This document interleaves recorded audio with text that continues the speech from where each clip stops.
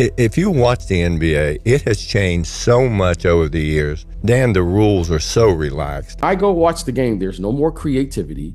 There's no more imagination. We have basically robots running up and down the court. The physicality that was a part of the league. But if you know who you are, you should look at it as information. You can't hand check. You can't contest shots. Really heavily weighted right now with a three-point shot. You get close to the basket, a lot more of your shots will go in. Is it the rule changes, the refs, the endless debates about load management, or something deeper? Something the league hasn't figured out how to fix? LeBron is divisive. He makes the game unattractive. NBA Finals numbers down massively. We let the NBA legends do the talking. They explain why the NBA, which once had fanatic fan following, is now struggling. Expensive to watch games now. It used to be free. You spending a lot. Too many. You know how much League Pass costs? League Pass, and you don't even get all the games. You don't even get the games in your own city. You don't get the Laker game. Yeah, you don't even get your own teams in your city's games on League Pass. The reason that is Get you some cable. No, that now makes you buy cable too. So you got to buy cable for your own teams, and then you got to buy League Pass to get the League Pass stuff. So what ends up happening is the distribution of games now. They're harder to find.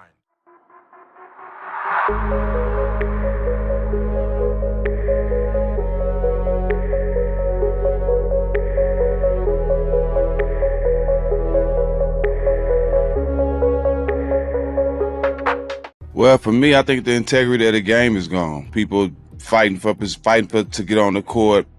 People dying to play 82 games. People, just that attitude, that old attitude of the game that some guys still have. It's not everybody. A lot of guys in the league still have it, but as a whole, as the league, as an identity for the league as a whole, it don't have that tough. Every night I'm gonna watch these guys. They gonna compete and try to kill each other to win.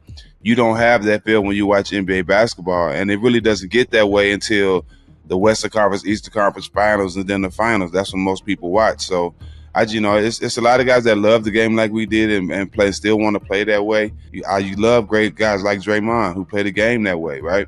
They play the game that physical way. That would do anything with the will to win, right? You don't have too many guys. So the integrity of the game has been shot. Just shooting threes and, just not having big men in their bank and just all that in the whole is really the reason why I think the viewership is down. I have a theory that it's down because we're looking at the same thing.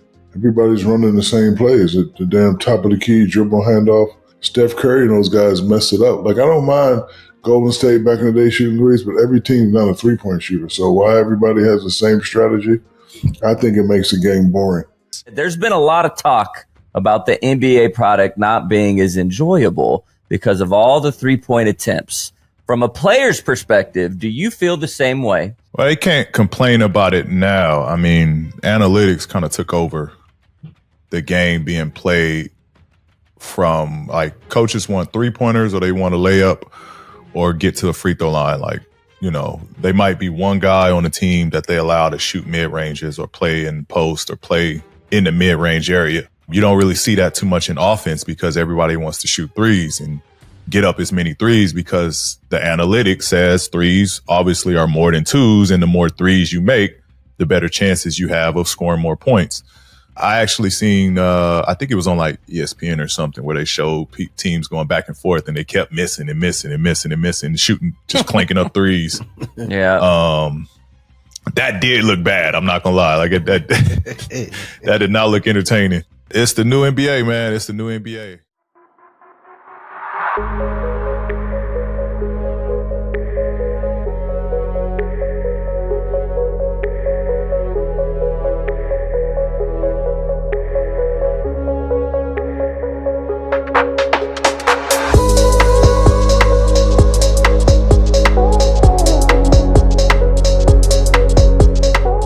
What do you think about today's game now? As you sit back and you kind of analyze it as a former player and a fan? I would say let's get back to where our best players are being creative again.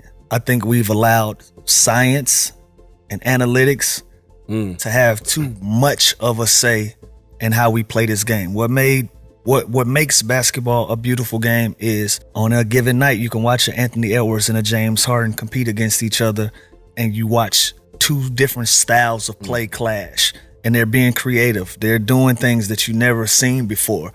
They're recreating the game. And then when you put analytics into it, that puts them as the same guy. You know, if they're both going to shoot 10 threes a night, 10 to 15 threes a night, where is that creativity? When does that shine? I'm going to start with management, because a lot of teams, they hedge a lot of their bets on the analytics. Let's allow our players to be creative again. Our greatest players in the game are mid-range assassins. We've taken the mid-range out of the game. So you telling me these teams shooting 40 and 50 threes a night, DeMar DeRozan don't have value? Like, I watched him hit 5 straight mid-range jumpers to win a game 3 weeks ago. Where is that?